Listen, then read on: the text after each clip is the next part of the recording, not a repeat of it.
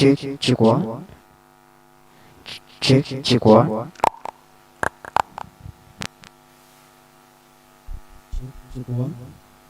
结果 test 结果结果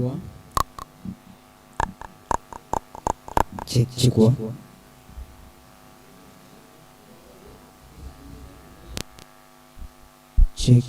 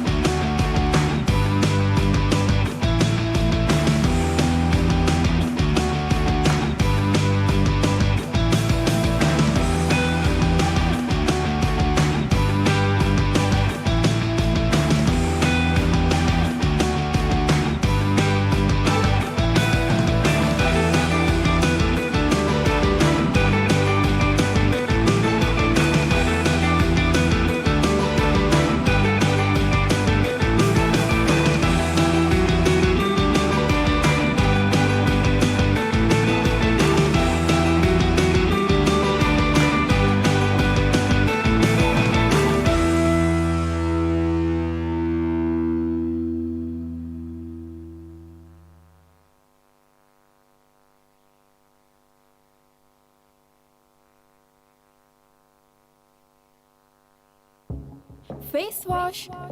Check. Lip balm? Check. Murukku? Check. Anything for you, Sudha? New line. A new manager?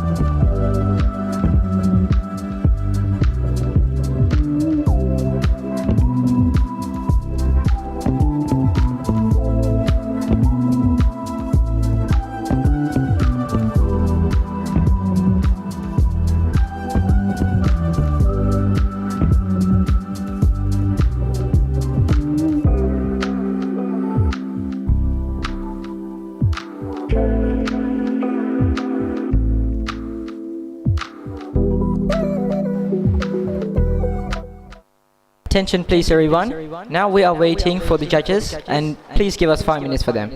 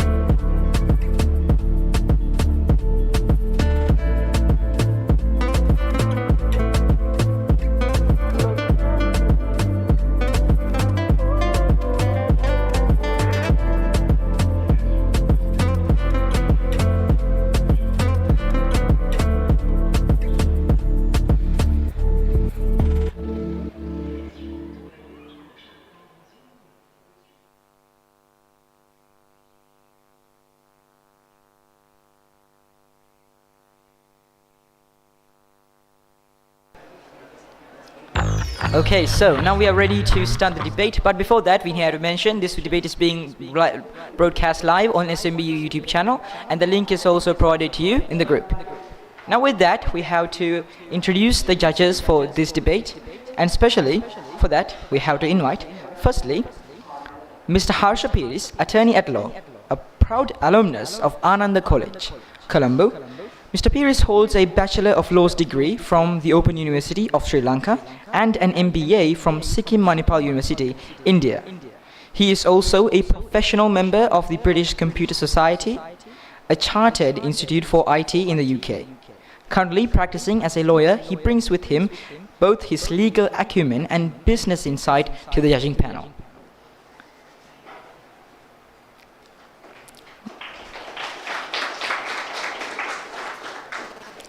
Next, we have Mrs. Amali Madhushika Madanayaka, an accomplished teacher trainer at the Regional English Support Centre, Kalutara, with a Bachelor of Science degree from the Open University of Sri Lanka and currently pursuing her Masters in teaching English as a second language.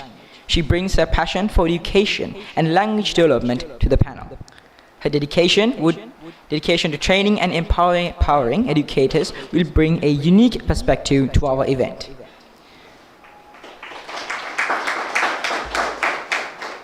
Finally, it is our pleasure to introduce Ms. Heshani Chandrasinghe, attorney at law, a former student of Musaeus College, Colombo. Ms. Chandrasinghe holds a Bachelor of Arts in International Studies from University of Kelaniya. She has also passed attorneys at the Sri Lanka Law College and is currently practicing as a lawyer. Her expertise in international studies and law will make her a valuable addition to today's event. These distinguished individuals bring a wealth of experience and insight to our event, and we are grateful for their presence and guidance. Let's give them a warm welcome.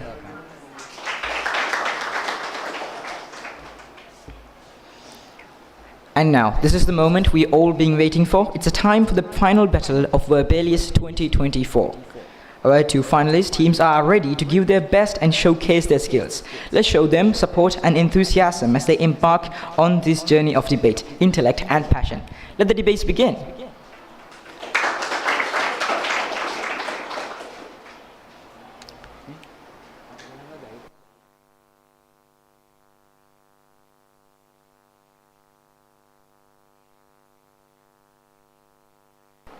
And now we are inviting the proposition for this debate, and that is going to be Kingswood College Kandy. Please come forward and take your seats.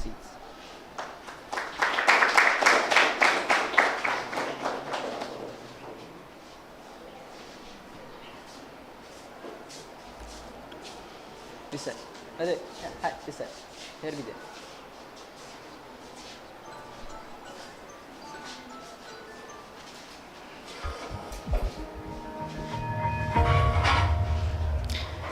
And the opposition team, it's going to be Gautama Balika Vidyalaya, Colombo.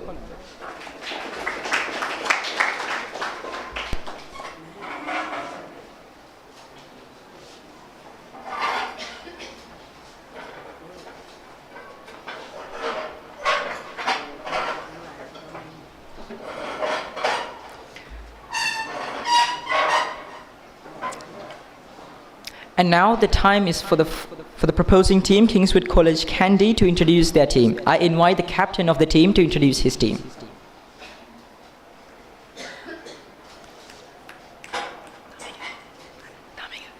Pleasant morning to everyone present here.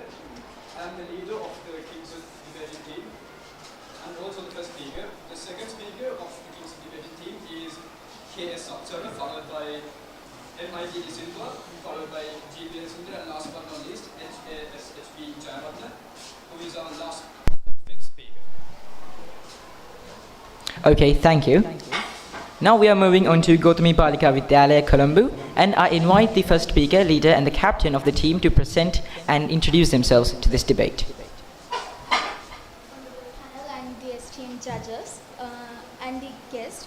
I'm the captain and the first speaker of the Gautami Balika Vidyalaya, and my second speaker is Thisali Rasalya. My third speaker is Sayumdi Pereira. My fourth speaker is Afra Sakaria, and my final speaker is Mettuki Netumya, and I congratulate Sumangala College for conducting this debate, and we would like to have a playful debate. Thank you.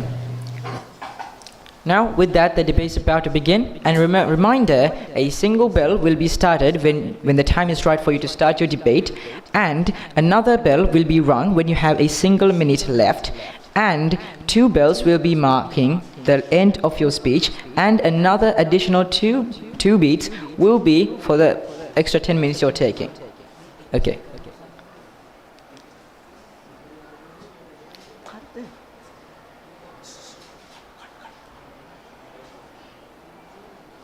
Okay, so the turn right now goes to the leader of the proposing team, Kingswood College, to start their speech.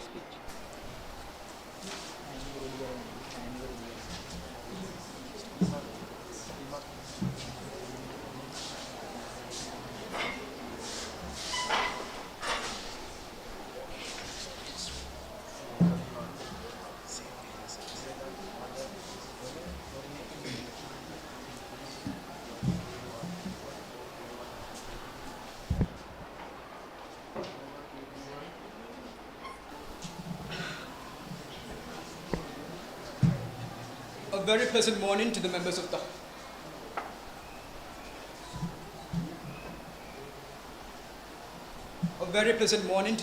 the House, the proposing side, the opposing side, and the chairman. The topic that we are proposing today is the topic that Sri Lanka should reduce its dependence on tourism. And for the course of today's debate, we have identified 2 major key terms. The first one being dependence, which is the state of relying on or being controlled by someone or something else. The second key term is the term tourism, which is the commercial organization and operation of holidays and visits of places of interest. So the arguments brought out by the proposing side today would consist of how and why the importance of building up options and pathways as a country that has just recovered from a pandemic followed by an economic crisis is absolutely vital in order for us to move forward successfully, and how and why these sectors should not only consist of 1 or 2 options, such as like what Sri Lanka used to do to this point, but actually move on to other pathways and options that also offer much value and importance to a country that is developing continuously. And such sectors we have identified are already existing, but there are also sectors that we haven't even identified yet, but are yet to see the full potentials of. Such sectors such as agriculture, minery, manufacture, distribution, finances, constructions, logistics, and research and development.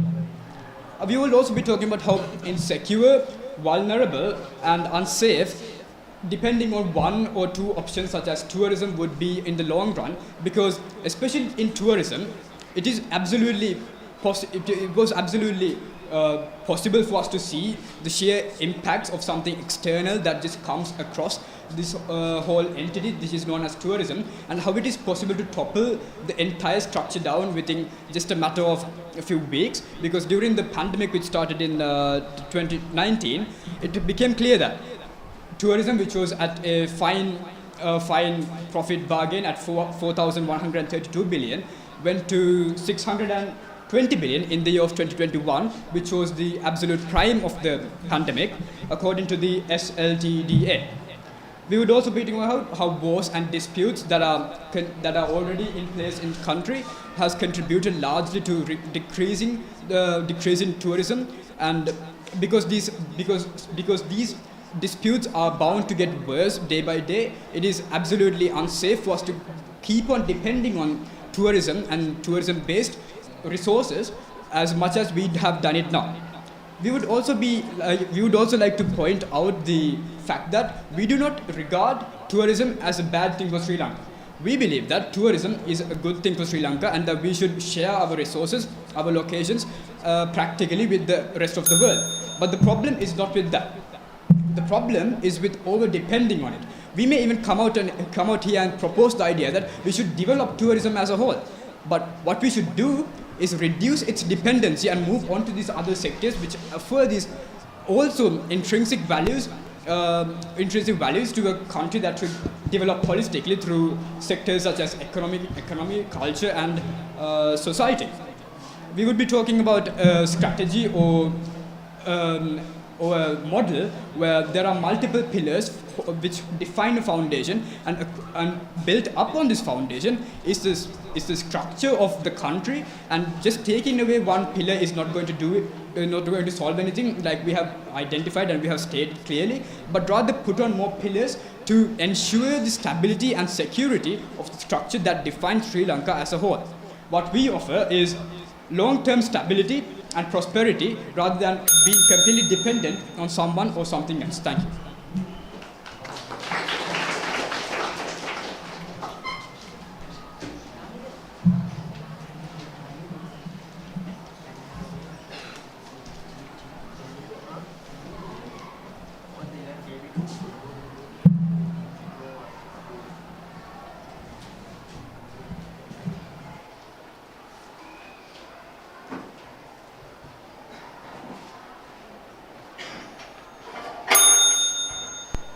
Well, honorable panel, as the opposition, we stand strongly on our motion that Sri Lanka should not reduce its dependence on tourism. As the keywords, we would like to define Sri Lanka. Well, honorable panel, Sri Lanka is a stunning country with its natural beauty, with its inherited rich history, and as well as the climate. Within this 610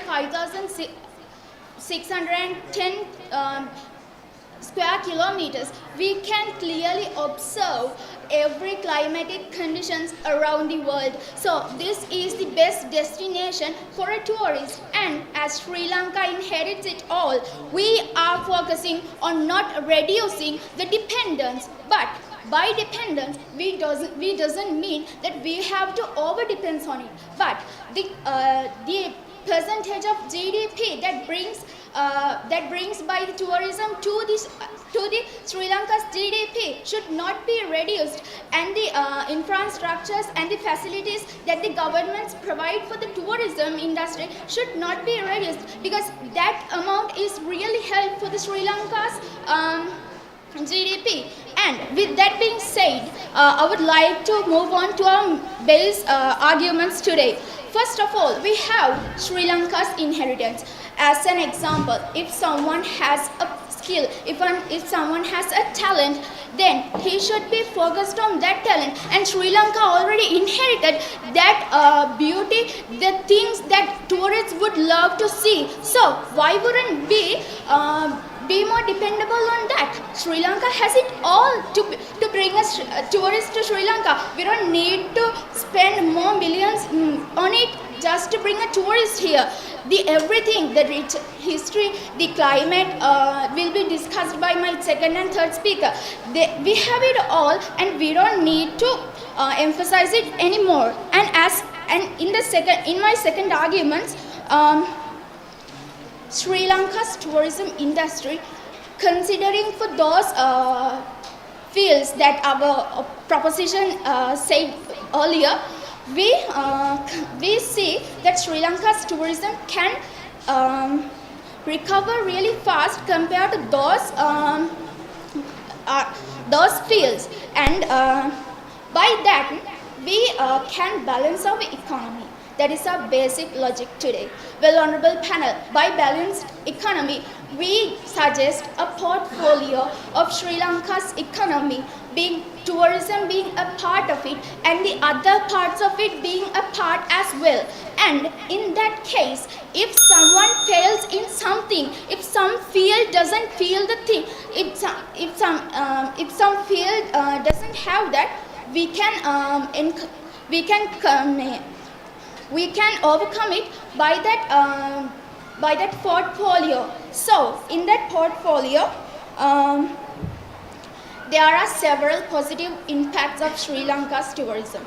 As our proposition agreed to that, since there's not a perfect world, so we accept that there are many disadvantages of tourism, but compared to those disadvantages, in that practical in this practical time, the revenue that tourism brings into Sri Lanka is the most important, and that's why we should not reduce the dependence on tourism. By depending on tourism, we don't over depend it. We just depend and we secure that percent of GDP that brings into Sri Lanka. And thank you very much.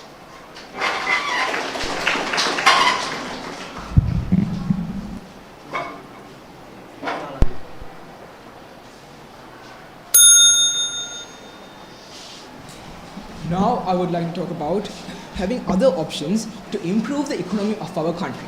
Ladies and gentlemen, our first speaker told us about the importance of having more pillars or more ways of getting dollars into the country. Ladies and gentlemen, as this flow chart suggests, Sri Lanka has gone through a bit of a rough few years in these past few years. And this is mostly because Sri Lanka having a tourist-based economy. So this is why we need to introduce more new methods, better methods to improve our revenue that is earned by our country. Ladies and gentlemen, in tourism, as our leader suggested, it's getting more revenue by tourism is pretty unpredictable, because the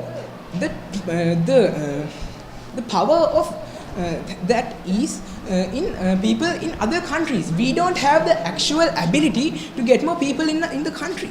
Yes, we can advertise it, but it is factually impossible to get this as a main part of our country. So what we suggest as the proposition is to get more newer and better ways of getting dollars into the country, which are actually within our range of motion. We have the actual ability to change this, improve it, such as our leader suggested, agriculture, industrial and financial and logistics sectors. In these sectors, ladies and gentlemen, we have the power to control it, unlike tourism. And the next thing that we have to talk about is the distribution of our capital to all these sectors.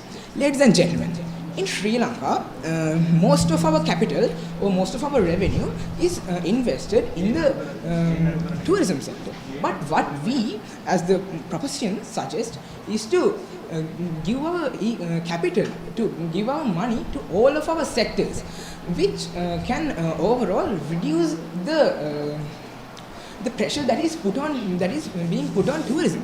So, ladies and gentlemen, take a concrete slab that is being suspended by one pillar. Ladies and gentlemen, this pillar is tourism. The pressure that is put on tourism is high. But what if we introduce these sectors such as agriculture, industries and financial sectors?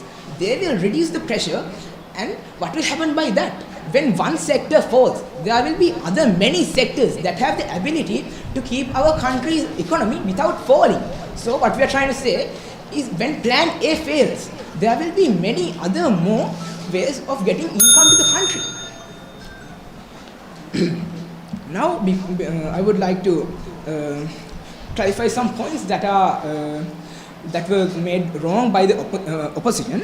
First of all, they have told us that Sri Lanka's tourism sector can recover fast from various economic failures. But ladies and gentlemen, is it really true?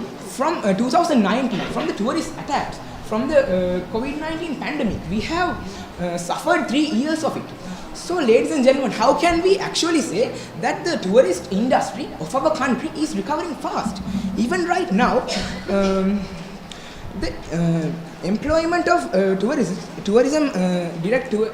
the employment of people in our country towards tourism is very less than it was in 2017 and 2018. Ladies and gentlemen, in 2017 to 2018, we had about 200,000 to 205,000 people in the tourist sector. But now, in the late years of 2021, we have about 177 people. Sorry, 100,000 people. So with that, ladies and gentlemen, I would like to end my argument. Thank you.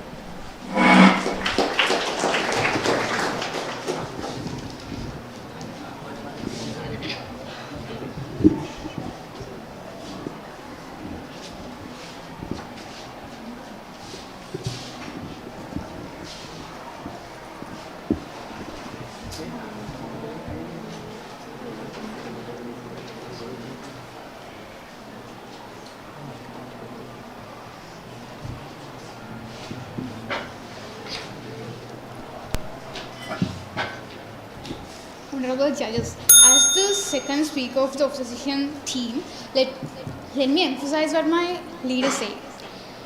Tourism is the third largest foreign exchange in Sri Lanka, which plays a main role in the Sri Lankan economy. So that I'm saying is, with the economic that flows from tourism to the country, we should not reduce the dependence on it. Because Sri Lanka naturally inherits the beauty it has, which makes it a great tourism attraction. Sri Lanka consists of a great land diversity. For example, the eastern coast area of Sri Lanka plays a main role in this. Locations such as Padukka and Arugambe consist of quality beaches, which attracts especially surfing enthusiasts. And the hill country serves as a great place for hiking enthusiasts. The country has several parks and forests, which is a home to a multitude of wild animals and unique flora species, and is considered as a biodiversity hotspot. There's weather diversification, cultural diversity. Many tourists attach to Sri Lanka due to its rich heritage and because of Buddhist culture, meditation and indigenous medicine.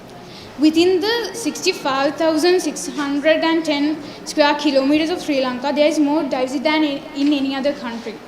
Every inch of the country is filled with wildlife, rich biodiversity and many other attractive stuff. And it is a great destination for tourists such as Americans who has tasted flatlands all their lives and Indians who sloped in forest all their lives. In 2018, United Kingdom contributed the largest number of tourist arrivals of 11.8%. Sri Lanka ranked 74th out of 117 countries in travel and tourism competitiveness. Yes, as the proposition team said, tourism gets subjected to external and internal factors and it does fall. During the pandemic, it did fall. But so does the other economic factors like apparel, foreign revenue and construction.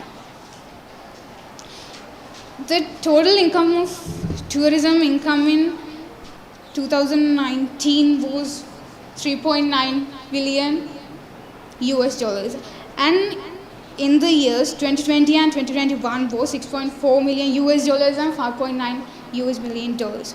But with the end of COVID-19 pandemic, the recovery in tourism accelerated in 2023 with a growth of 209% year on year and 210 million US dollars monthly revenue in August 2023. Even though tourism sector rose as fast as it fell, the other factors didn't go through it well. To this day, some apparel and construction sectors are still closed due to the loss that they bear in the pandemic. Moreover, the industry was affected by the 2019 Easter bomb attack. Yes, as the proposition second speaker said, we did go through a loss, but it didn't take us 3 years to recover it.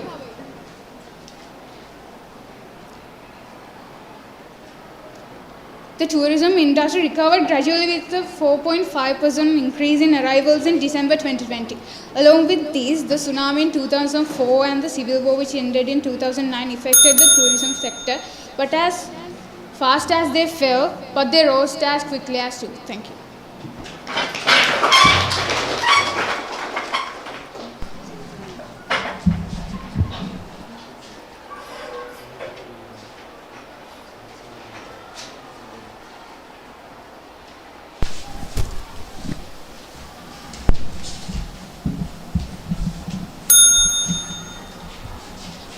Good morning, members of the House, side opposition, side proposition, and judges, and the members of the House.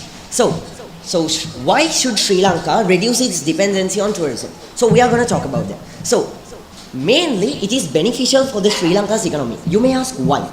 So when we talk about this economic vulnerability, as the first speaker said, and followed by the second speaker, tourism is highly susceptible to global events like pandemics, and it causes instability, and also from natural disasters it may cause instabilities. COVID-19, for an instance, drastically impacted tourism and its related industries, which drive towards an economic downfall, as from the bar graph we presented earlier. And the second speaker said that in 3 years we have recovered from the incident. So from 2016 to 2018 we have seen an increasement, but from 2019 to 2021 there's a huge decreasement. So in 3 years, is that a decrease or is that a recovery? If this bar graph is going down, does it mean that we are recovering?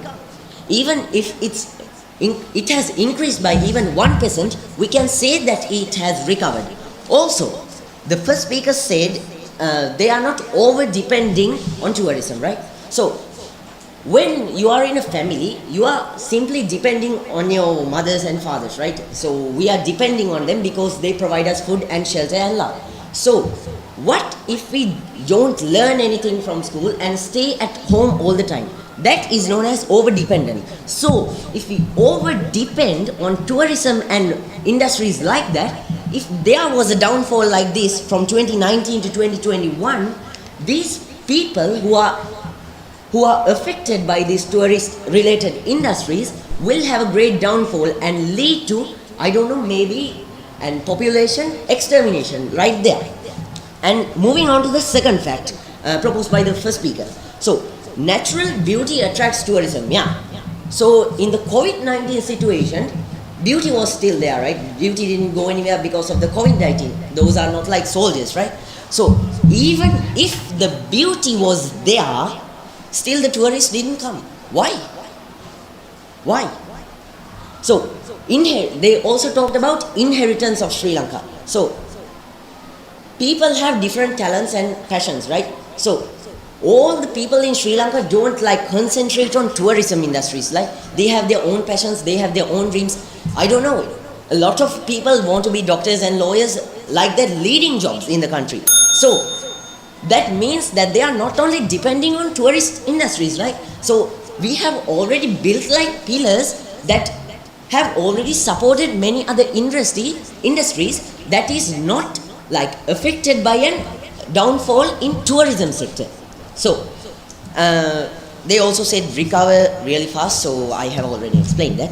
And they also said revenue is very important to Sri Lanka. Yeah, revenue is very important, but in this graph, from 4,000 million USD dollars, it has decreased to 1,000 million dollars. And there's a 3,000 million dollar difference in here, which was used to develop other sectors, and also it can be used to develop new sectors such as AI and all. And they also said that the third largest like industry in Sri Lanka is tourism, and that's the main reason. If it falls, it means that Sri Lanka would lead to a devastation. So I would like to end my speech. Thank you.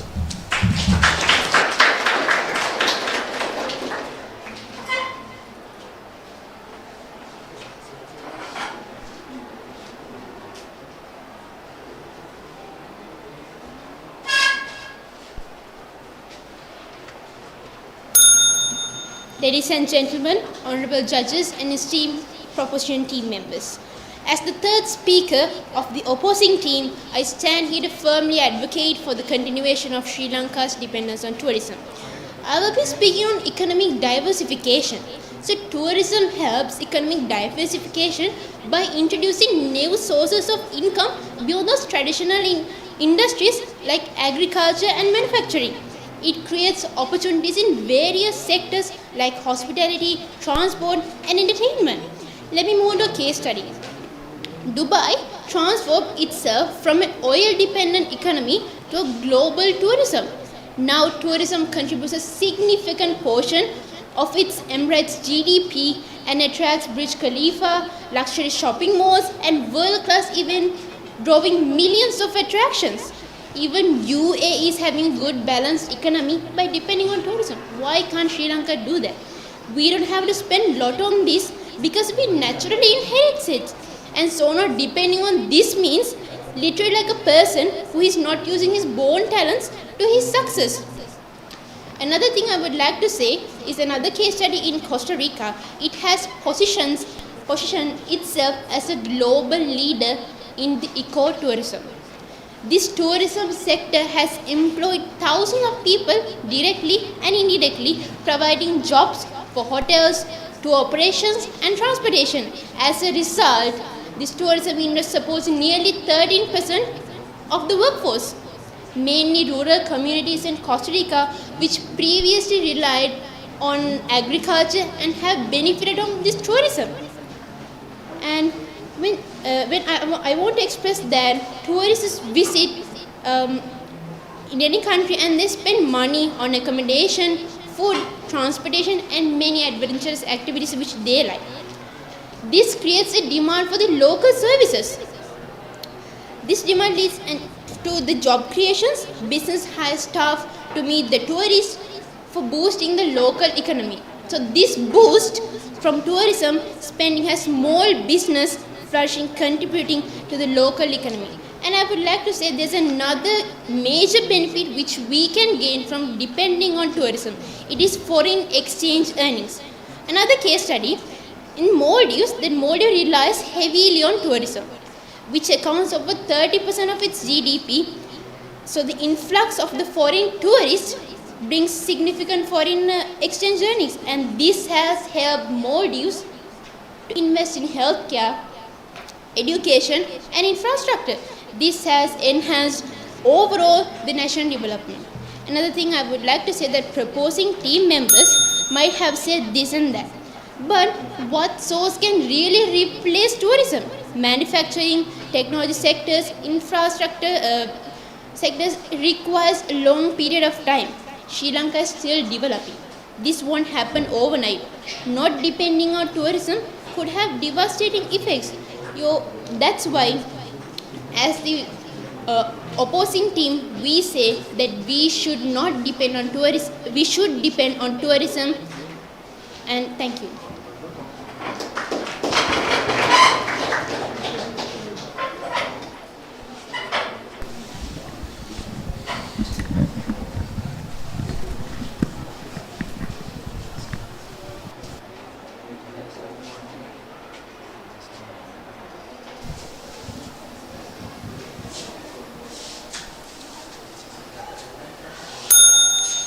So ladies and gentlemen, I'll start like this.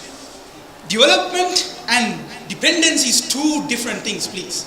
So you've been talking about the natural beauty of Sri Lanka, the inherited beauty of Sri Lanka, yes. And yes, tourists can come to our country and experience these. We are not completely exterminating tourism. We are reducing the dependency. So when something like the East attacks, when something like the pandemic happens, the entire thing won't fall. So, by reducing the dependency, we bring the dependency of these other sectors and tourism into equilibrium. So that's why when something wrong goes on, something like the pandemics happen, it won't completely fall off. Because as you can see, when the pandemic happened, the first industry to fall was tourism. And then our economy fell. Why? Because we depended too much on tourism. We do that still to this day because we depend too much on tourism. So tourism and development are two different, development and dependency are two different things. So you are talking about how if we reduce the dependency, these people can't experience the natural beauty of our country or whatever. But we are still developing the industry, that's true, but we don't depend on it as much as we depend on it now. Because tourism is an industry with so much vulnerabilities. Basically, it's out of our reach. So, interesting thing, your second speaker talked about Aurugambe, how it was a beautiful place to surf and all that. You know what happened to Aurugambe a few weeks before? What happened was there was this conspiracy about an attack that's going to happen in Aurugambe. So, countries like Israel and United States, they basically warned their citizens not to go into this place, not to go into Aurugambe, not to go into Sri Lanka.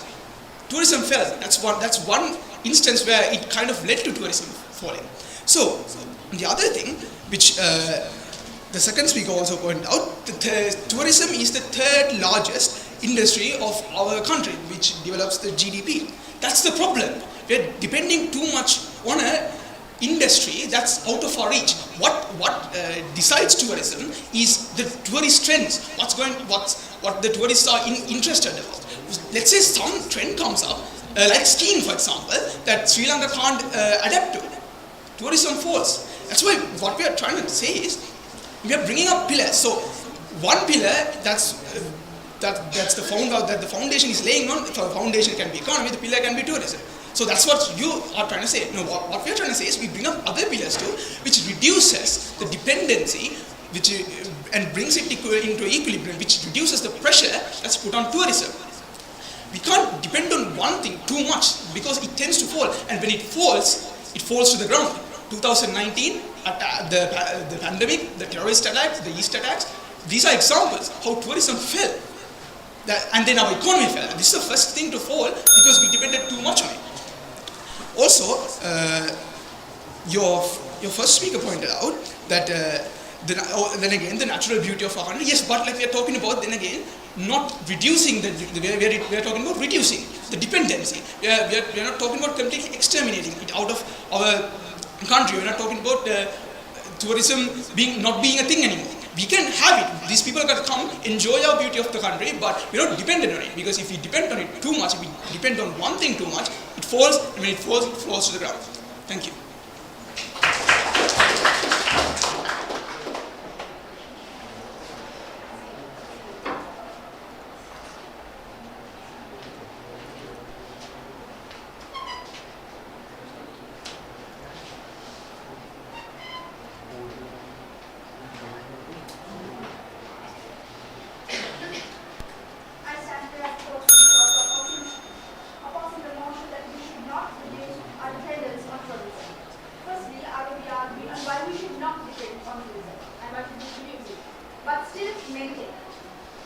Firstly, when we ever hear the word tourism, we think about the harms that it causes the ecosystem. But that has another side of the story, one that can leverage the economy and it cause an everlasting positive change. Let me explain this to you through an inspiring example, the Galapagos Islands. So the Galapagos Islands is rich with biodiversity and its natural resources. It attracts millions of tourists. However, these tourists are not only visiting the islands for its beauty, but also to preserve the beauty and natural resources. Yes, preserve, but how? Well, to the entrance fees, these contributions are channeled to critical conservation projects that are aimed to protect the endangered species and also to maintain the island's fragile ecosystem. Well, what are the impacts that these islands are gaining through this, gaining through tourism? They increase awareness of the island's ecological significance and lead to stricter regulations such as limited number of tourists and environmental protection, which ensures that tourism remains at a sustainable level and allowing the island's ecosystem to thrive by providing an unique, exquisite experience for visitors. Well, it's no doubt that Sri Lanka is also similarly rich with the biodiversity and natural resources. So how can we take this as an example and improve our economy through tourism? Well, Sri Lanka can follow the model of the Galapagos Islands as well. Firstly, these revenue conservations of these islands are put forward to protect wildlife, control endangered species, and for funding scientific projects. Additionally, these not also conserve the cultural and environment, but also educates both locals and visitors about the value of sustainable practice and the environment. Going into my rebuttals, so the propositions team, third speaker, said that relying on tourism or maintaining it would reduce and would make us have a limited economy, and also we will be unable to transit to high tech industries or sectors. Well, tourism is actually a sophisticated sector.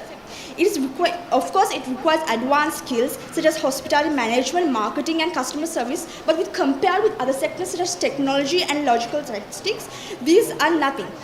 We are inherited, just as my third speaker said, we are inherited with natural beauty and resources. If we manage to use this and follow the model of the Galapagos Islands, just as they did, then we would definitely leverage our economy and cause an everlasting positive impact. Secondly, I would like to say a rebuttal against the fourth speaker. Well, he said that there are many global factors that may affect the traveling and may put down the economy through tourism. Well, every sector faces risk. This is one we should keep in mind. Every sector has its ups and downs. Similarly, tourism has too.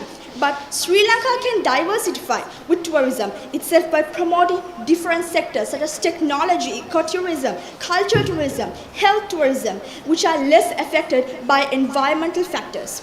Additionally, strategic tourism measures and partnerships and domestic tourism campaigns can help to have a sustainable practice and up-leverage the economy and cause a positive, everlasting change in our economy. Now, I would like to summarize the points that are given by our team. So, firstly,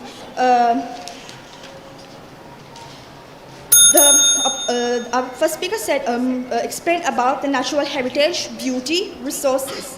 And we also talk about how tourism may be affected quickly, but how fast it recovers compared to other stuff, and the balanced economy. With that, I would like to end my speech. Thank you.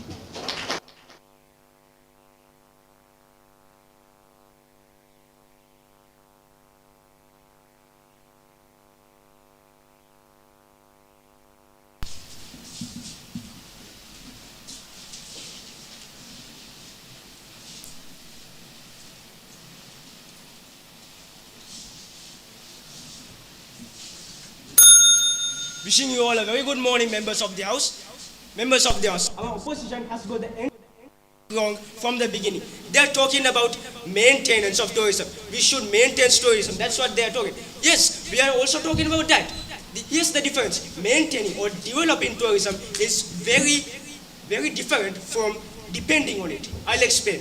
Maintaining or developing means adding capital to it, or using our assets to gain tourism. Yes, we can do that, and that produces GDP. You provided examples. That's right. We mean dependence. The topic says dependence on tourism. Dependence means overly relying on something, relying on some sort of profit coming into our country. And if we too much rely on, if that's the only way we get our money from foreign revenue from other countries, and if something happens to the sector, especially an extremely vulnerable and unsure sector like tourism, our entire economy could go crashing down. Okay, first speaker, you said that Sri Lanka has a very good beauty, cultural diversity. Of course, but tourism doesn't solely depend on our assets, as you have been the correct word for it, assets. Tourism doesn't solely depend on it. It also depends on entrepreneurship, and also tourism, different from other sectors, it also depends on the perception of other people, the foreigners and locals who engage in tourism. It depends. See, when the Easter Sunday attacks happened, a person possibly in America who was planning to visit a beautiful beach, as you said, beautiful beach, going to surfing, as the news of the bomb attack went on CNN, the person cancels all his plans. They don't care about what our beauty is. If there's something unexpected, a little rumor is enough to bring down all tourism. And also you have said that second speaker brought counter it, that COVID-19 pandemic caused the downfall of all sectors. Well, let me correct you on this. In the COVID-19 pandemic, the first sector was to fall, the vulnerable sector of tourism. At the moment curfew was implemented, tourism fell. Other sectors gradually fell. And also take a little incident as you have mentioned, the Arugambe, the beach you have mentioned, where a lot of people come, lot of tourists come. Well, yeah, they didn't care. As soon as there was a rumor going on, there was a conspiracy going on, there's going to be a bomb attack, everyone cancelled their plans. America, it told the citizens not to visit Arugambe especially. And also, fourth speaker, you told about Galapagos Islands, how people are, how scientists are conserving it. Do you know why we have to conserve Galapagos Islands? Because tourists who visit there 10 years, decades before, they stole all the biodiversity that was left in those Galapagos Islands, and it's still happening. Even in countries like Sri Lanka. Let me bring out an example. Sunday Times says 3 Russian tourists have conducted the country's largest biodiversity theft at Horton Plains. Norelia Magistrate Court has issued this case, and it happened on 10th of October 2024. They stole a lot of plant species from Horton Plains. So your point, we have already counted that point. And also, third speaker, you told about how Dubai has a great tourism and etc. Okay, well, Dubai has a developed tourism, right? But do they completely depend on it? No, they don't completely depend on it. They have other sectors, mineral oil and automobile manufacturing. They depend on that. They don't completely put on their capital to tourism. So that's what we are saying. We are not completely putting our capital to tourism. We have to equilibrium. We have to put equilibrium to it. Thank you. That's my speech.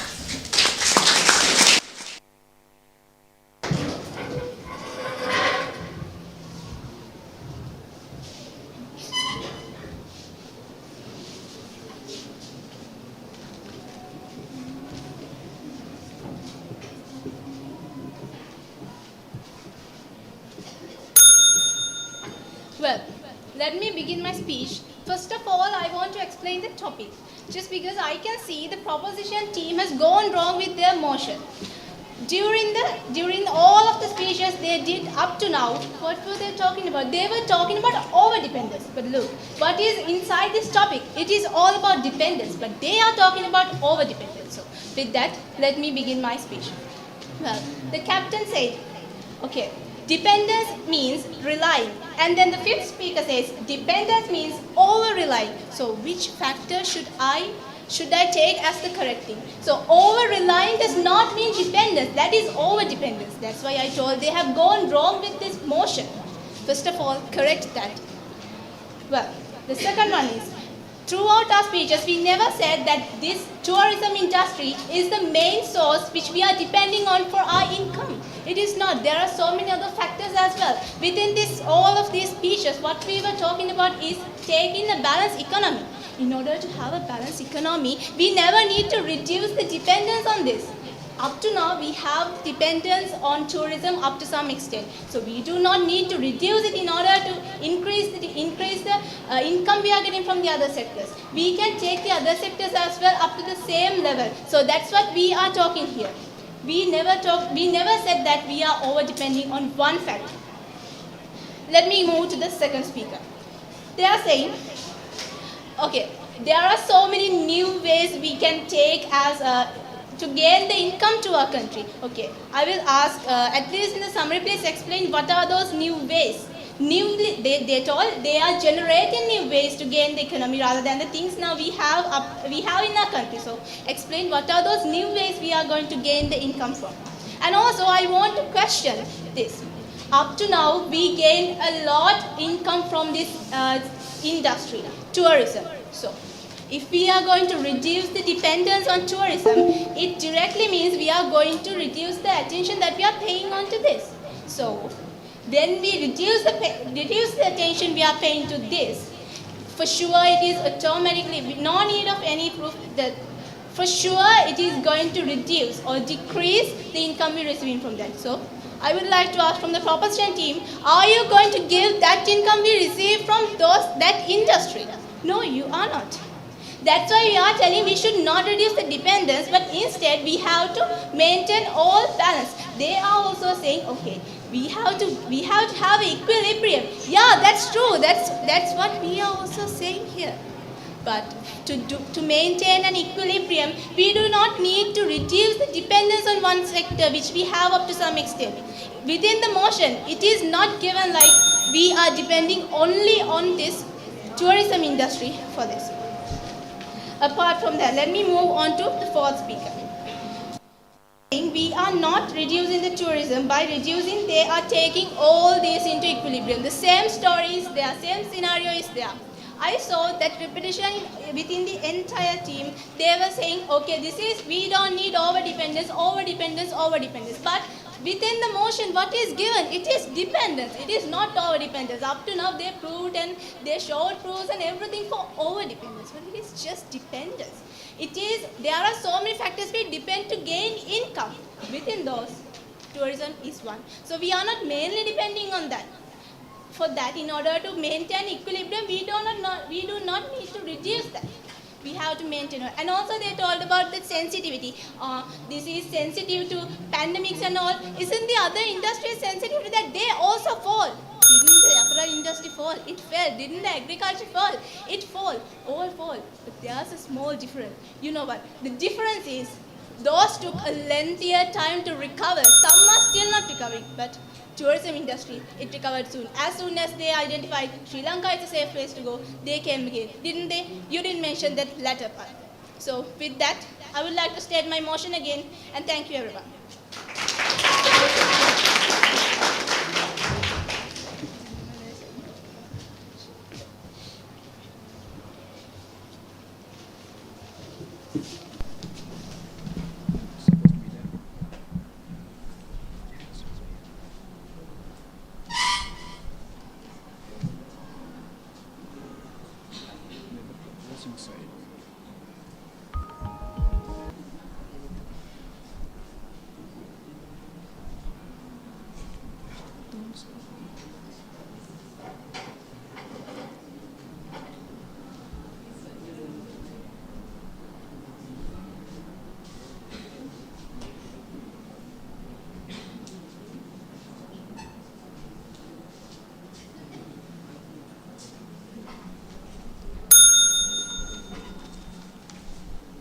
Honorable panel, as the debate flows, I would like to summarize the things as the opposition, what we stated in this flow. Well, honorable panel, in my speech, I stated that Sri Lanka is naturally inheriting those things, and if a person has that skill and talent, then he should be focusing on that, he should be depending on that, and the world should, and the society can recognize him by that talent, and that is why Sri Lanka is special to tourism, and that's why Sri Lanka should not reduce that dependence on tourism. In my second part, I explained to you that Sri Lanka recovers really fast comparing to those sites, those sectors. That sectors take a lot of time to gain, come to the position that they were before they fell. And comparing tourism to those sectors, tourism recovers really fast, and we don't need that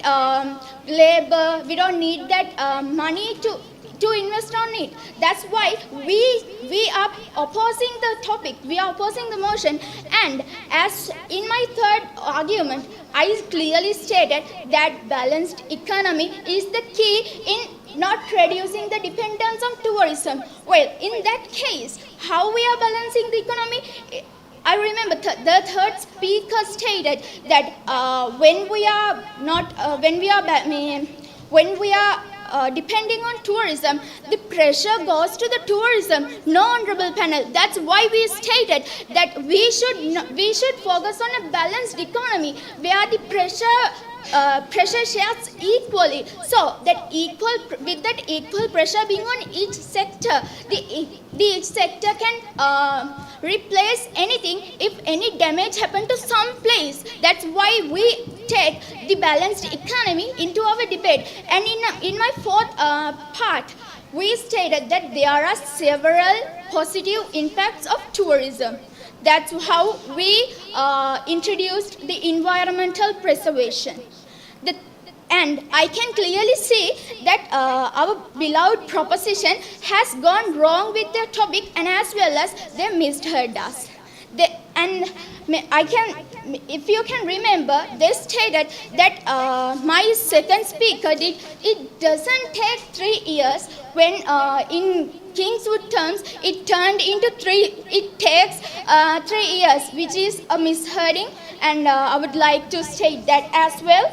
And when we go to the speaker, he stated about the over-depending, and we can clearly see how my fifth speaker break that fact very easily. And when we move to the second speaker, he said that we don't have the ability. He said that, during that pandemic season, during that natural disasters, Sri Lankan tourism fell, as well as tourism fell. The other sectors fell as well. And in my second speech, I would like to re-say that as the quicker it fails, the faster it recovers compared to other sectors that they describe, which they mentioned. Agriculture, it's maybe agriculture, maybe manufacturing. It takes a lot of time and takes a lot of labor. And compared to those, that's why we should not reduce the dependence on tourism, which can take Sri Lanka's economy into another level. And when it comes to the fourth speaker, he spoke about environmental degradation, and we can clearly see in this debate how my fourth speaker spoke up about environmental conservation incentives driven by the tourist, and how environmental is being protected, is being preserved by the tourist incentives. And the important thing that I need to re-say, that which Kingswood College doesn't understand, is that tourism has the potential, it has the ability to make our economy into another level. And we agree to that point that there are many things like agriculture, manufacturing, driving our GDP, but those factors were there when tourism fell, and when Sri Lanka was bankrupted, those factors didn't make that loss, and that's why we are suggesting a balanced economy on those cases.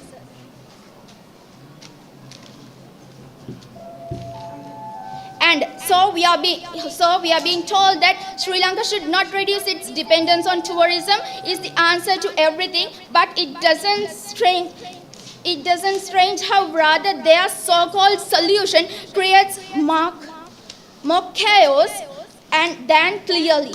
If there is what they can call progression, we are heading straight into a dead head. Thank you very much.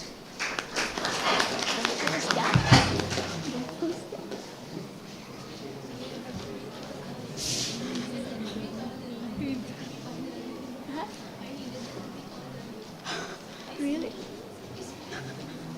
No, everything that I've been using, reading, fast reading, read. I didn't notice this one. I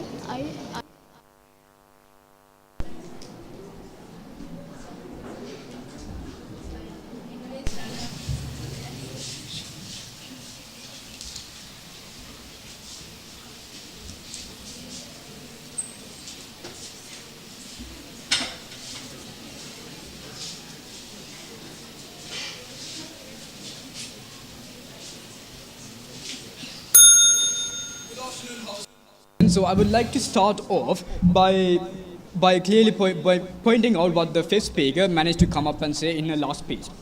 So she managed to come up and say that we have been saying over and over again that we are over depending on tourism, and that you're suggesting that we depend on it but rather not over depend on it. Now let me point out to you exactly how you're over depending on tourism already. 35% of the GDP, 25 to 35% of the GDP is made out of tourism and tourism-based sectors. 2.5 million of the population are partially or completely dependent on tourism and tourism-based services, which makes up more than 10% of the entire population. And if you're saying that that's not over-depending, and that's just depending to a very stable and a sensible way, you've got that very wrong. Now, of course, you've been saying over and over again that of course, during the years of 2019 to 2022, tourism failed. The pandemic came and then it collapsed basically. And then you're saying that after 2022 to this year, they're making reasonable profits. They're making $2 billion. They're making maybe $2.5 billion this year maybe. And what you're saying is, okay, look, the tsunami comes, the pandemic comes, the East attacks comes, and there are different waves, right? So your method, your strategy is basically a strategy where in good times you have good profits, in bad times you have bad profits. That is not a stable strategy. That is a very vulnerable, a very unsafe and an insecure strategy that you're proposing here. Because if you're going to say, oh look, that time was good for us, and if World War III maybe comes along and all the tourism and tourism-based services just collapse, oh, then we are going to suffer the loss and hope that World War III is going to somehow get resolved quickly, and then we'll start making our recovery and start making our profits. That's basically what you're saying here. Now, look, your strategy that tourism is the best option we have to recover as a country is a great idea. Let me tell you that. It's a great idea in a hypothetical scenario where there are no wars in the world, there are no disputes in the world, there are no pandemics in the world, and the world is as peaceful and beautiful as much as we hope it for. But guess what? The world isn't like that. It is filled up with so much disputes, conflicts, wars, pandemics, anything, and we don't even know what we are going to be facing in the next 10 or 15 years. There may be global recessions, there may be even wars that are going on in the world right now are existing things. And you talk about Arugambe and all of these things where, of course, they're beautiful. You've just been talking about how beautiful the country is. We get that the country is beautiful. Okay, but the problem is, because this country is so small as it is, it has become a viable problem for the country to completely be sustainable over something such as tourism, because of the Russia-Ukraine war and the Israeli-Hamas war. There have been a sharp decline in tourism because Russia, Ukraine, and Israel makes up a majority of tourism. But now it doesn't even make up to 10% of the whole tourism and tourism-based profits. And of course, you've always been talking about the economy of Sri Lanka. You have all been talking about the economy without actually going to the cultural and social negative impacts of it. Because if you want about the cultural negative impacts of it, you can talk about the white-only parties in Galle, or the attacks planned to be attacked on Israeli tourists in Arugambe. You could be talking about that, but you never addressed any of that in your arguments. And of course, you've been talking about redirecting funds and allocating them to health sectors, education sectors, the profits gained from tourism to them. So you are a very capitalist opposition, I must say. You always think that money is the key thing in building up and sustaining and maintaining a structure, but it is not. Management, resource allocation, reinvestments, they are all parts that actually define how good of a structure is. Money isn't going to get to a good thing if there isn't a proper management to circulate that money in a proper way. And you also talk about how, also I would like to point out this fact that tourism is something that continuously evolves. What tourism was 100 years ago is not what it is now. And in 50 years, tourism might be going to Mars and having an experience in Mars, right? It continuously evolves, and after one point, these trends we can't adapt to these trends that occur in the tourism field after one point, and it's already happening. We see that happening. There's a sharp decline, even though you're saying it's recovering, and of course. And what we suggest here was a structure where, okay, look, if the tourists want to come, they come here and enjoy the beauty of the country. And guess what? They can give, and we can have good profits from that, right? And that's all fine. And we can reinvest those profits into other sectors with actual value and which are actually safe and sustainable moving into the next 10 to 15 years. But in countries like Italy, Singapore, Malaysia, and Japan, there's an open tourism concept where tourism is thriving, it's booming, and it's existing. But guess what? They're not dependent on it. It's just there for the sake of it, for the moral responsibility of showcasing our beauty to the rest of the world.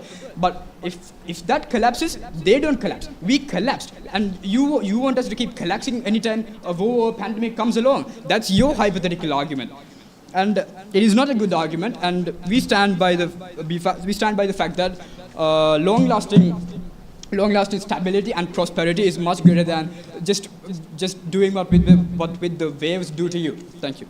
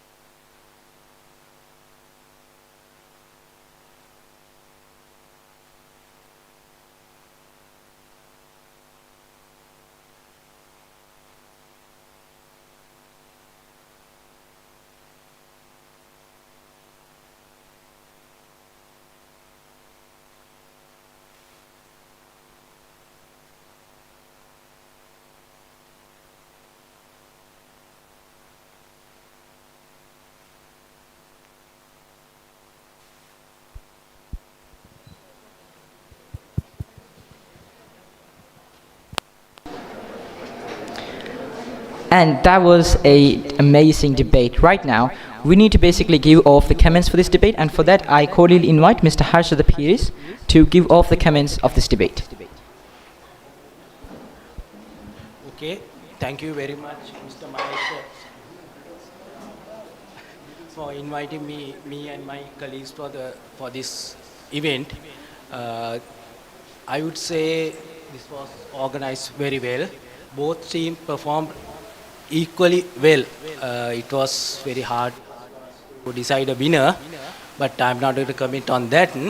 So the main weak point I found was that about facts. There weren't enough facts. I mean, the facts should be differentiated. And the focus was not on the facts, and rebutting was also not focused on the facts. So next time when you all are performing, select one and rebut that. And facts also, you break into sections and perform, so that the other party will be able to rebut them. You should differentiate. Same facts were continuously said. Other than that, I didn't find any major flaws. All the players were very good. Their presentation skills are good, really good. Language skills, okay. I mean, fluent. I could say even fluent. Miss Heshani, would you like to? Good afternoon, everybody. I'm happy to see both of the teams after a few number of months, and happy to see that you all have developed your skills of debating. Most of the things you all said were the same facts as Mr. Harsha mentioned before, but the presentation skills were excellent, and also the debating skills was also good. Both of the teams performed really well, so I'm happy, and I wish both of the teams best of luck in your future endeavors. So we'll see who will be the winners at the end of the day. So I wish all the best to you all.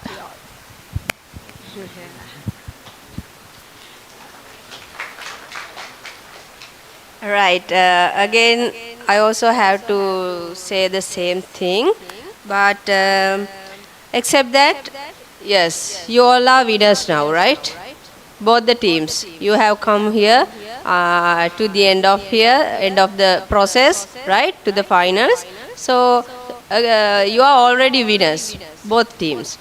But regarding this debate, I would say, yeah, as both of them mentioned, the facts were actually not enough.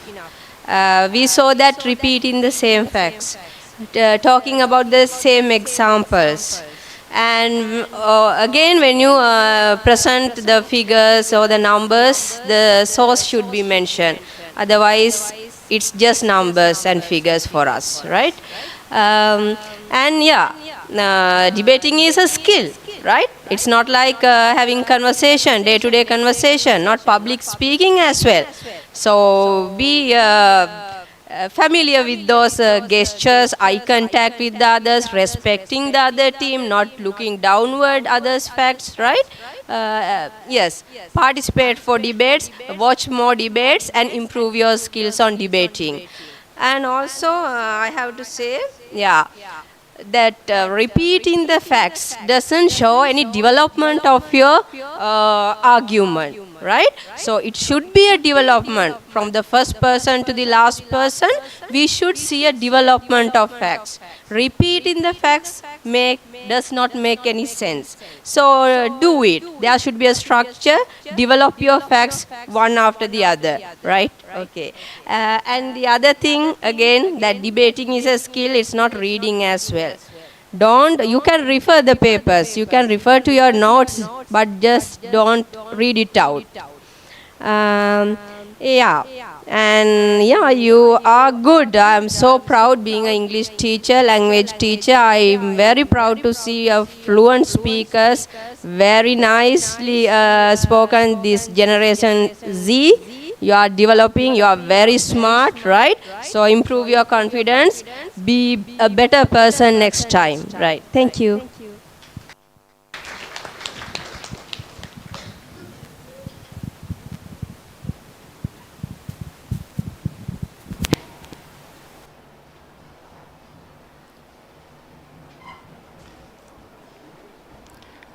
Thank you all the judges for their comments. Now I will be requesting all the teams that have participated on this debate to take a seat. And now we're actually moving on to another event afterwards.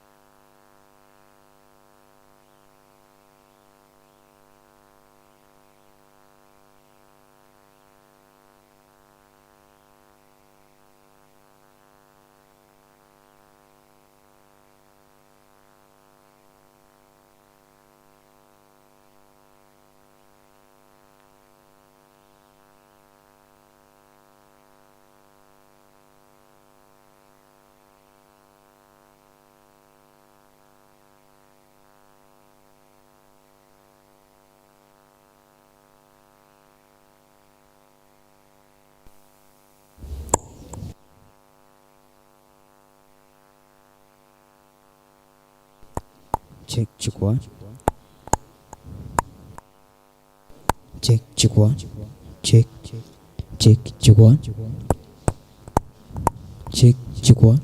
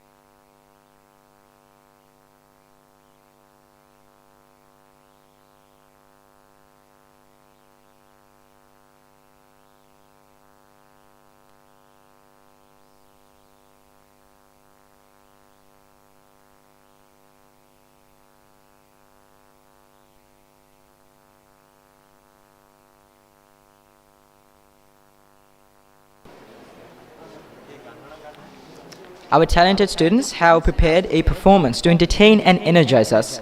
Please sit back and enjoy this wonderful act prepared by the students of Sri Sumangala College. And namely, this is senior members of the English Literature Association of Sri Sumangala College, Yasurunim Sara, and the guitarist, Shevin Shero.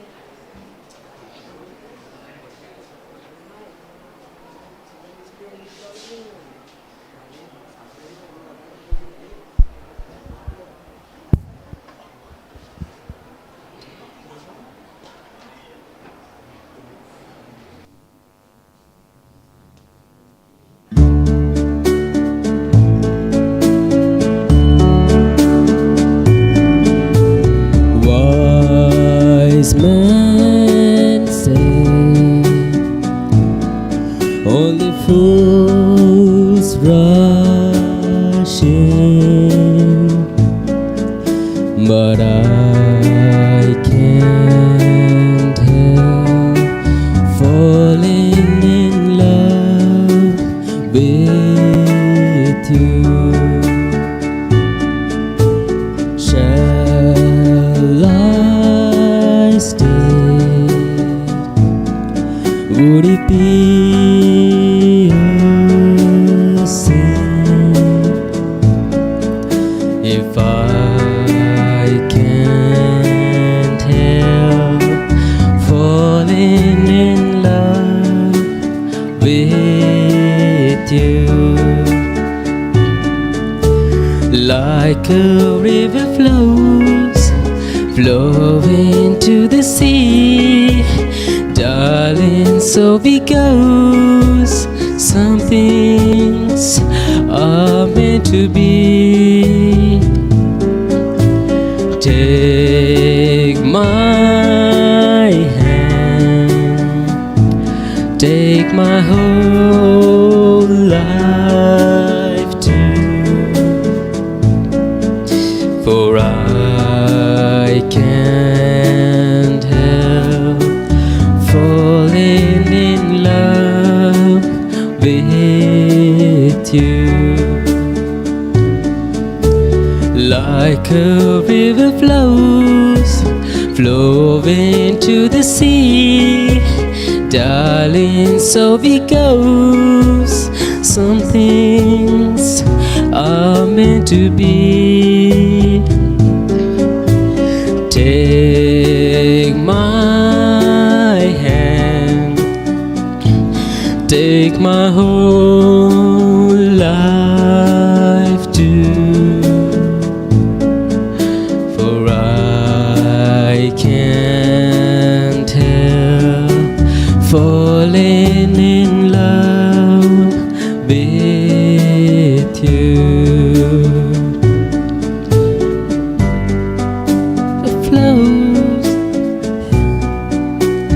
falling in love with you.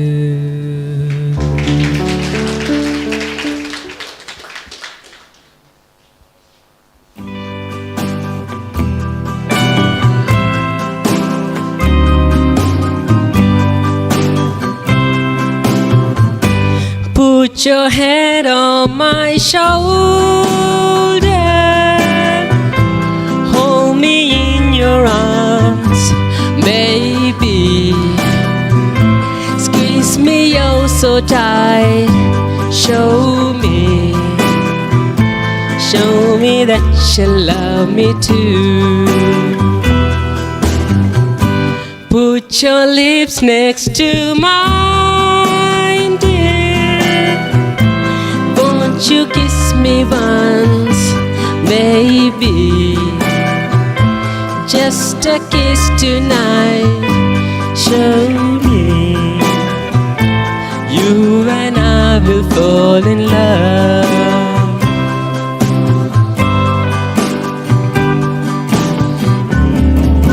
Say that love's a game you just can't win. If there's a way, I'll find it someday, and then this fool will rush in. Put your head on my shoulder, tell me in your eyes, baby, words I want to hear. Tell me that you love me too. Put your head on my shoulder, whisper in my ear, baby, words I want to hear. Show me. Put your head on my shoulder.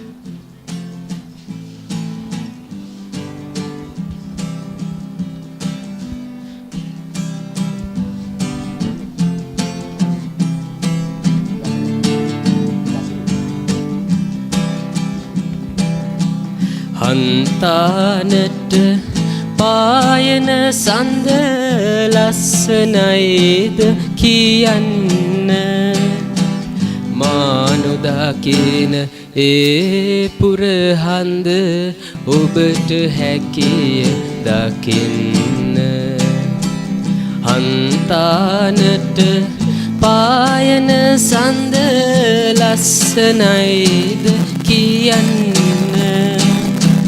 මානුදකින ඒ පුරහන්ද ඔබට හැකිය දකින්න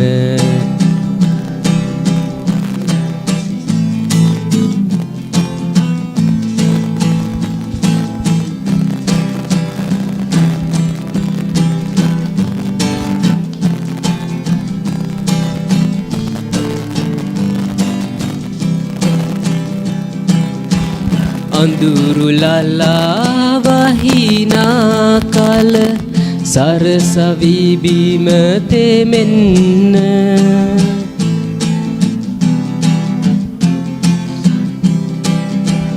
අඳුරු ලලා වහිනා කල සරසවි බිම තෙමෙන්න ඒ යටින් ඔබ යන කල එපා තනිය දැනෙන්න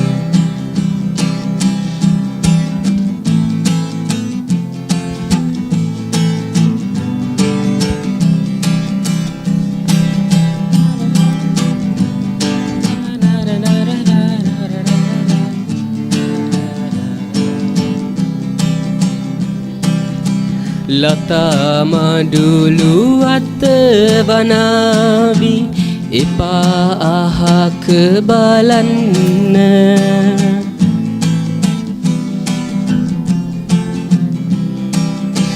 ලතා මඩුලු අත වනාවි එපා අහක බලන්න මා ගැන මතකය ගුලි කර මහවැලියට දාමන්න හන්තානට පායන සඳ ලස්සනයිද කියන්න මානුදකින ඒ පුරහඳ ඔබට හැකිය දකින්න හන්තානට පායන සඳ ලස්සනයිද කියන්න මානුදකින ඒ පුරහඳ ඔබට හැකිය දකින්න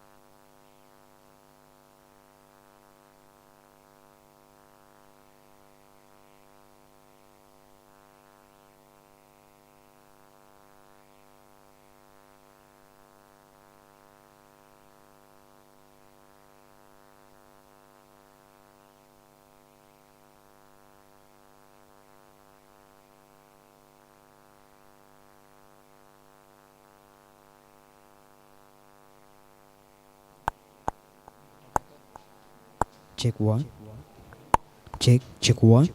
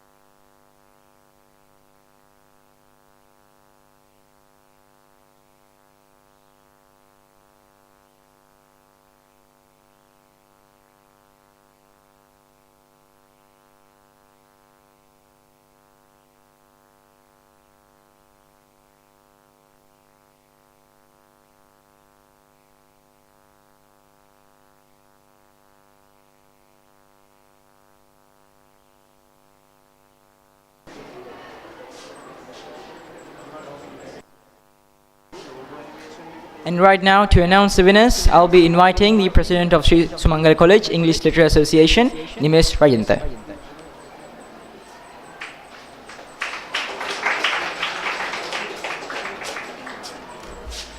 Well, good evening, everyone. And today we have come to this very, very important moment. Months of preparation, extraordinary competitive debates, all coming down to this single moment. The winner, deciding the winner of Verbalius 24. Yes, this is the decision. Who's gonna be emerged victorious today? Is it gonna be Gautami Balikans? Or is it going to be from Kingswood College Candy? And this is a decision. Well,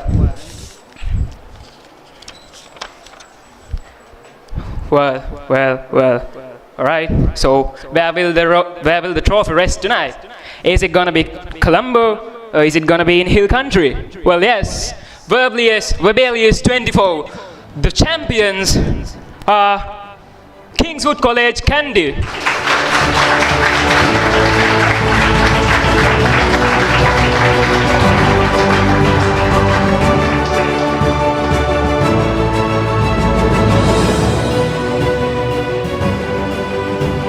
And now to distribute the trophy for the champions, I'll be inviting the principal of Sri Sumangala College, Mr. Ravindra Pushpakumara. And to join him, I'll be inviting the chief guest of today's event, Mr. Mahesh Fonseca.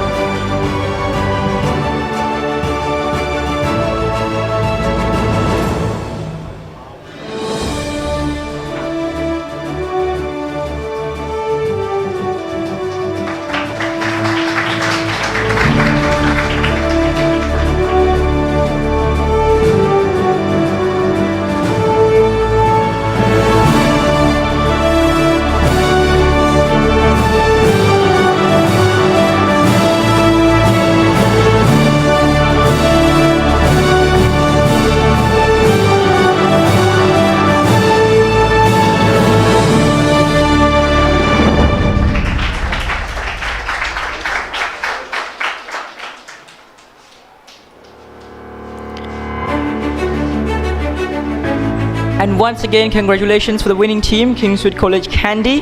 And now, to announce the runners-up, to give the trophy for the runners-up, I'll be inviting Mr. Harsha Piris and Mr. Madhusaka Namasena to distribute the trophy for the runners-up.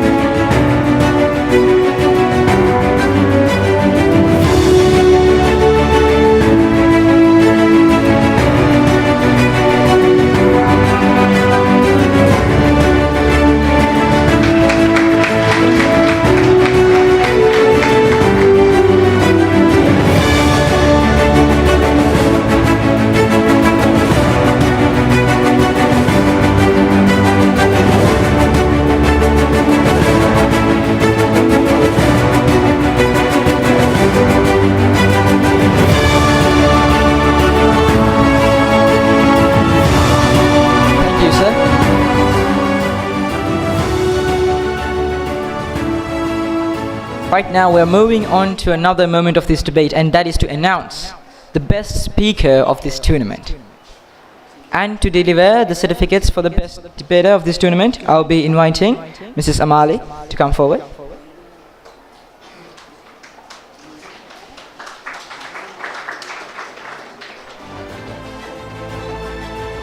And so, the best debater of Verbalius 24, the award goes to LP Metuki Netumya.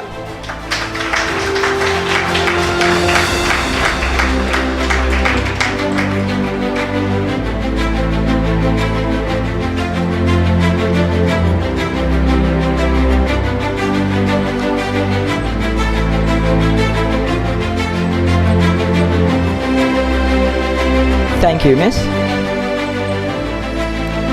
Now, to distribute the certificates for the winning team, I will be inviting Miss Heshani Chandrasinghe.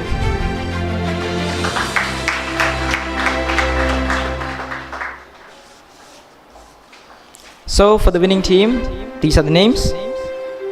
Firstly, D.D. Aryavansha.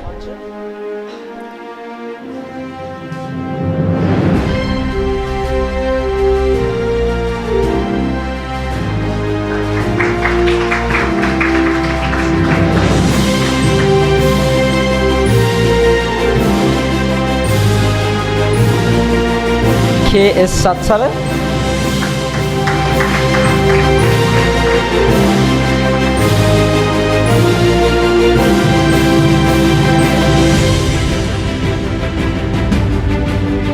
M.I.E.D. De Silva.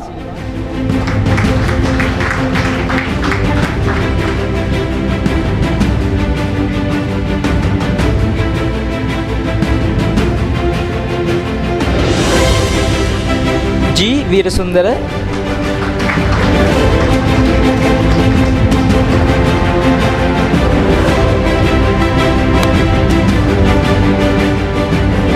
H.A.S.H.B. Jayaratna.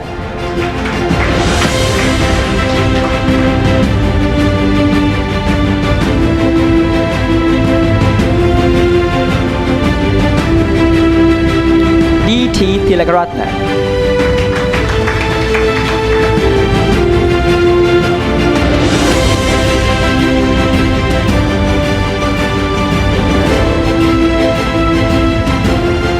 And at last, in appreciation of the coach, we thought to honor them with another certificate. So, the coach of Kingswood College, Mrs. C. Niyadagala, please come forward to collect your certificate.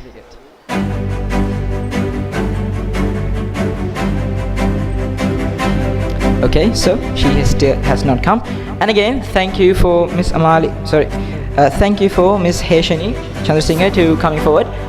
And then we're moving on to the distribution of certificates for the runners-up. And for that, I'll be inviting Mr. Prabhat Tharaka.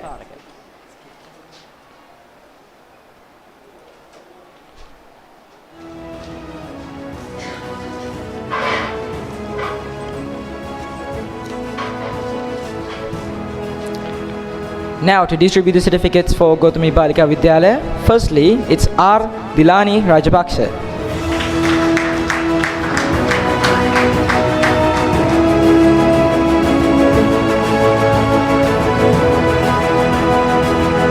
B. Sayundi Dulansa Pereira.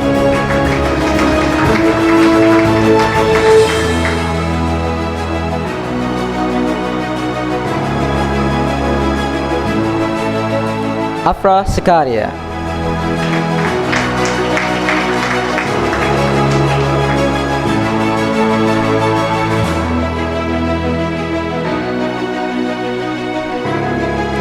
LP Metuki Netumya.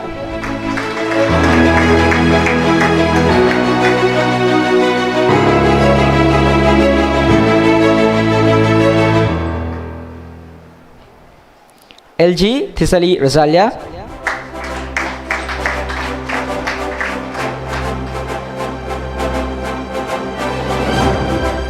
Amna Sikaria.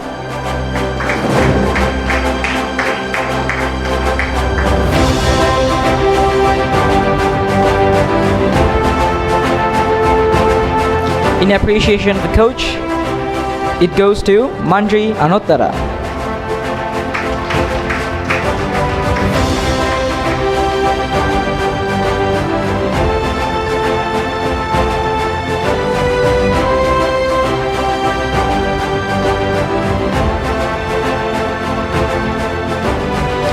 Thank you, sir, for coming forward.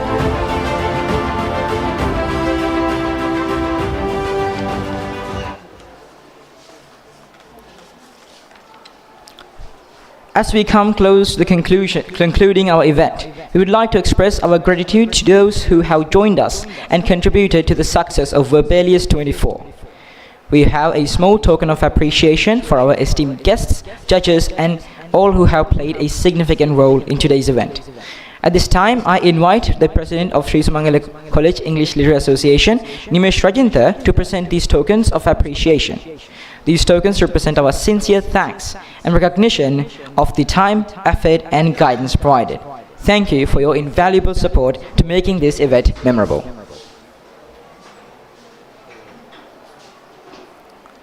Okay, so now we are moving on to a different event. So, to deliver the word of thanks, I'll be inviting a senior member of the English Literature Association, Wuhinga Lokuliana.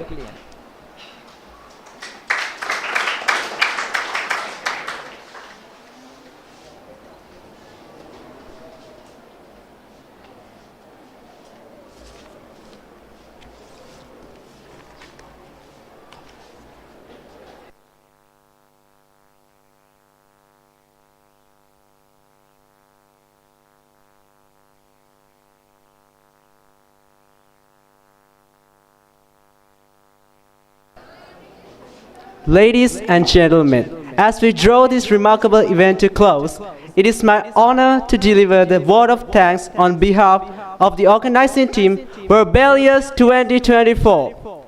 First and foremost, I extend my heartfelt gratitude to our chief guest, Mr. Mahesh Fonseca, Group Finance Manager at South Asian Technologies Private Limited, for gracing us with his presence and sharing his valuable insights. Your expertise and words have truly inspired everyone here today. A special word of thanks to our distinguished judges, whose contributions have been instrumental in making today a success.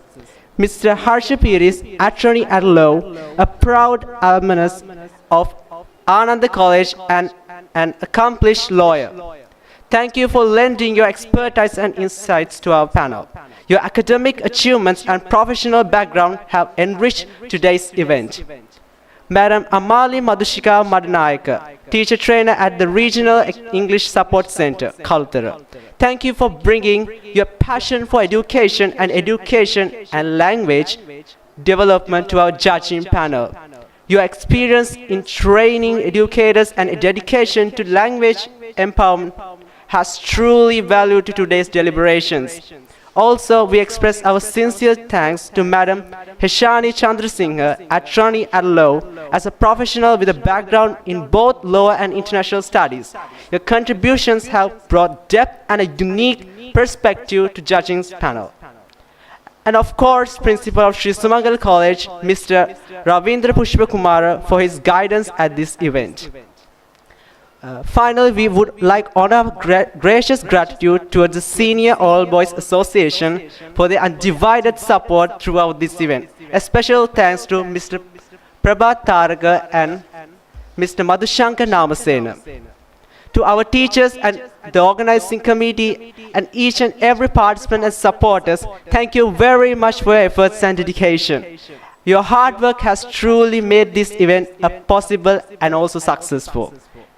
To all the invited schools and your participant has truly valued today's event and enthusiastic involvement.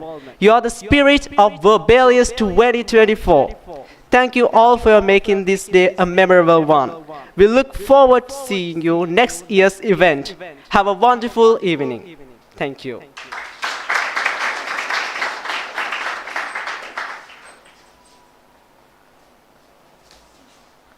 Thank you, brother. Now, this is the time to conclude this event. And once again, congratulations to the winning team. So, as we bring this memorable event to a close, we extend our heartfelt thanks to all who made Verbalius 24 possible. Our honored guests, judges, teachers, students, and everyone behind the scenes. Thank you for your support, dedication, and enthusiasm for the event. To conclude the event, please stand up for the anthem of Sri Sumangala College.